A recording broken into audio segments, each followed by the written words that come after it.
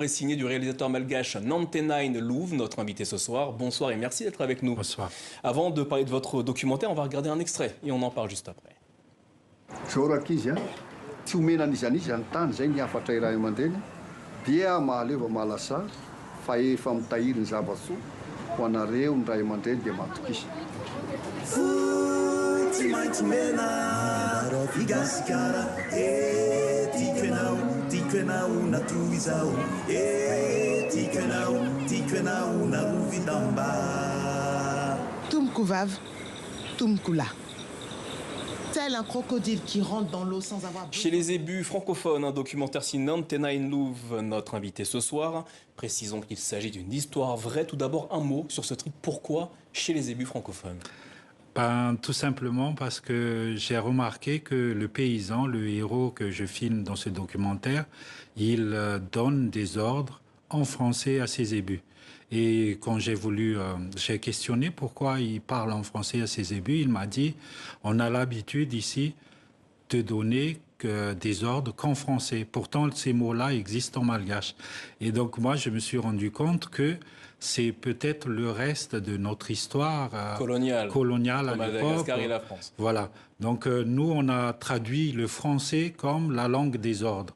Donc, c'est juste un petit clin d'œil avec humour qui m'a semblé intéressant de valoriser dans le titre. Alors, pourquoi vous êtes-vous intéressé à ces agriculteurs malgaches qui luttent pour tenter de conserver leurs terres? Lee, je l'ai connu en 2007. Lee, c'est le personnage principal du documentaire. Voilà. Et en 2016, j'ai entendu parler de paysans qui manifestaient contre des spéculateurs immobiliers. Ils ne sont pas tellement contre la route, mais ils sont contre la venue massive de tous les citadins, hein, un peu comme moi, qui en veut à récupérer les terres parce que tout d'un coup, il y a une inflation des prix de leurs terres avec l'arrivée de cette route. Et c'est là où j'ai rencontré par hasard Lee. Et tout m'est revenu que ce village-là, je l'ai déjà filmé en 2007.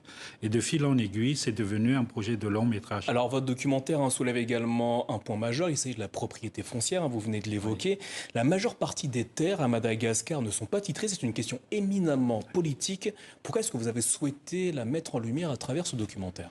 Tout simplement parce que la population malgache est à 80% paysans.